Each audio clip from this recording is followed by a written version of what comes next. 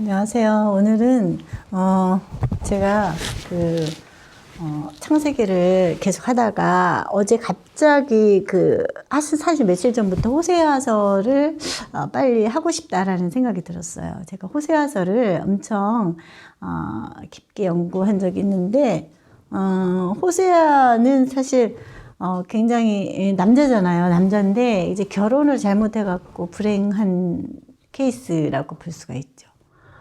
하필이면은 고멜이 누구예요? 창녀예요, 창녀.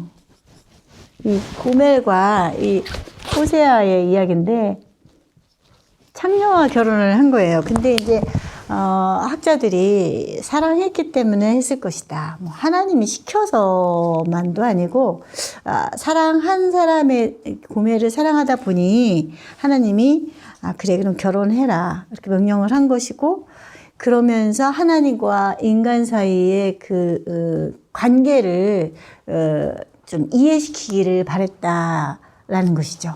그러니까 야곱의 경우도 사실상 결혼 제도는 가늠하면 안 되고 아내를 계속 취하는 것이 좋지 않잖아요. 근데 그게 이제 질투하는 하나님과의 그 결혼의 관계에 비유가 되는데, 근데 이제 이 호세아가 이 고멜하고 결혼을 했는데, 고멜이 맨날 남편하고의 그 관계에서 만족을 못하고 밖에 나가서 여러 남자들과 아기를 낳는 거예요.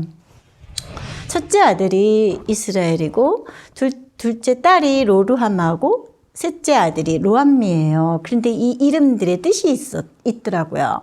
이스라엘은 이스라엘의 피를 예후에게 갚아주고 이스라엘 나라를 펴겠다, 그런 뜻이에요. 이제 야, 너 어떻게 그럴 수가 있니? 이 라헬의 마음이 그랬겠죠. 어떻게 나를 사랑하면서 아버지는 자기 언니를 갖다가 줘가지고 내가 사랑하는 거 뻔히 알면서 아버지는 너무했어. 얼마나 라헬이 기가 막혔겠어요. 여자가 하와가 선악과를 따가지고 그렇게 된 거죠. 이제 그래가지고 이제 진짜 이거는 말도 안 돼 하고서는 이제 이렇게 너 나라 패워버릴 거야. 너 내 남편 아니야. 내 부인 아니야. 이렇게 된 거예요. 그 다음에 딸을 낳았는데, 야, 내가 다시는 이스라엘 백성을 긍휼히 안 여기. 하나님은 사실 긍휼히 여기는 하나님인데, 이 남편과 아내 사이에 교회와 신부 사이가 그 부부관계를 예표한다 그랬잖아요. 긍휼히 하지 않겠대. 죽여버리겠다 이거예요. 너 가만 안 놔. 너 죽여버려. 긍휼의 반대가 뭐예요? 잔인이에요. 잔인하겠다 이거예요. 패하고 피를 갚아. 이게 다 잔인한 거 아니에요? 피를 내서 갚는다는 게 잔인인지 이게 긍휼인가요? 하나님이 긍휼히 여기지 않겠다. 하나님도 어떻게 해요? 긍휼히 여기지 않는다는 거예요. 그런데 이제 세 번째 아기를 낳았을 때는 드디어 야, 너 내 부인 아니야. 내 남편 아니야. 너는 내 부부 이혼해. 이렇게 된 거예요. 이혼 증서를 줬다 그랬죠, 이혼. 근데 우리가 세상적으로 왜 이혼하면 안 된다고 사람들이 그러잖아요. 왜 안 돼요? 하나님도 이혼했는데, 우리하고. 무조건 오냐오냐 하면서 상대방의 잘못을 눈감아주는 것이 그의 죄를 눈감아주는 것이 죄를 키우는 것밖에 더 되겠어요. 예를 들어서 고멜을 갖다가 계속해서 그냥 그래 당신 딴 남자에게 배웠어? 그래도 내가 참고 살아야지. 이렇게 사는 것이 여인들의 운명이라고 생각하면 저는 그건 아니라고 봐요. 근데 왜 대부분 목사님들이 이 약자의 편에 서서 잘못한 사람의 편에서 그러니까 피해당하는 쪽에서 이렇게 약자를 보호해야 되는데 강자 쪽에 서가지고 약자한테 네가 참아라 시게요. 예수 그리스도처럼 너가 참으라. 천만의 말씀이죠. 영감에 그래도 분명히 그 약자, 피해당한 약자가 그리고 죄가 없는 약자에게 하나님께서 함께 하시고 그를 도우신다고 써 있고 그에게 길을 열어주신다고 써 있어요. 절대 강자의 편을 들어주시지 않으시는 분이 하나님이세요. 근데 지금 이 이혼 증서를 줘갖고 하나님도 이 고멜을 내보내게 했어요. 근데 내 부인 아니야. 너 이혼하자. 도대체 너는 내 부인이 아니야. 네가 어떻게 내 부인이니? 딴 남자 애기를 데리고 와서 살겠다는데. 근데 여자들 보러 남편이 바람 펴서도 참고 견디고 그냥 데리고 살고, 그건 아니죠. 이 과정을 거쳐서 나중에 가시의 길을 막아. 그리고 이게 톡톡 사연 보면요, 남편이 바람 피니까 아주 그냥 철저하게 응징을 해요. 그래갖고 그 회사에 싹 알려버리고 그 얼굴도 못 들게 하고 다니더라고요. 그러고 나서 다시 용서가 없어. 근데 그것도 잘못된 거예요. 가시길로 막았어요, 하나님도. 그러다가 거친 길로 데리고 가서 계유하여 말로 위로했다고 그랬어요. 그 악을 골짜기가 소망의 골짜기가 되게 한다 그랬어요. 그래서 하나님께서 진실함으로 장가듦으로 내 백성이 아니다 한 그곳에서 내 백성이다라고 하는 것은 어떨 때? 완전히 길을 막혀가지고 빼도 박도 못해서 완전히 주저앉아서 나앉았을 때, 그리고 그냥 아주 그냥 뭐 그 사람이 자기 힘으로는 도저히 어떻게 헤어나올 수 없는 궁지에 몰리게 한 뒤에 그 다음에 받아주는 것이 하나님이시더라고요. 근데 인간은 절대 못 받아들여주죠. 끝이야, 그걸로. 당신 나 배반했지? 내가 당신하고 어떻게 살아? 나 혼자 산다. 이러고서는 끝으로 사는데, 하나님의 사랑은, 이게 내 백성이 아니요. 긍휼이 아직 내 사랑이잖아요. 긍휼이. 응? 하나님의 사랑은 긍휼히 여기지도 않는 것이 사랑일 수 있어요. 그러니까 잔인하게 피를 내서 갚아주는 기도하지만 싸매주시기도 하시는 분이 하나님이시라는 거예요. 그래서 이게 회복시켜주는 은혜. 굉장히 중요하죠. 그래서 근데 이제 완전히 회개하는 것이 굉장히 중요한데, 이제 회개는 뭐예요? 저번 때 말했듯이 회개는 잘못을 뉘우치는 게 회개가 아니에요. 뉘우치는 게 회개가 아니라 슬퍼하는 거예요. 슬퍼하는 것이 회개예요. 어떻게 슬퍼하느냐? 애간장이 끊어지도록. 우리가 하나님 앞에 죄를 짓고 선악과를 먹고 이제 타락을 했어요. 응? 그 선악과를 먹는 게 뭐라 그랬어요? 역정모의라고 그랬죠. 역정모의에서 왕권을 찬탈해서 면류관을 쓰려고 한 거예요, 자기가. 우리 성경학교 시간에 면류관 쓰죠. 요즘에는 면류관 없어진 게 참 다행이에요. 아우, 나 그거 옛날에 알았으면 나 면류관 안 썼을 거예요. 우리 면류관을 벗어서 어떻게 한다 그랬어요? 하나님 발 앞에?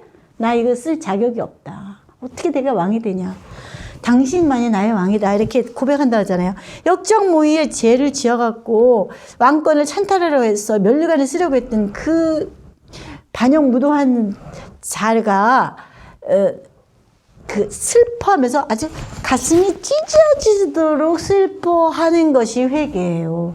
그랬을 때, 그러니까 내가 이제 그 바람을 폈어. 그런데 이제 남편에게 걸렸어. 아니면 부인에게 걸렸어.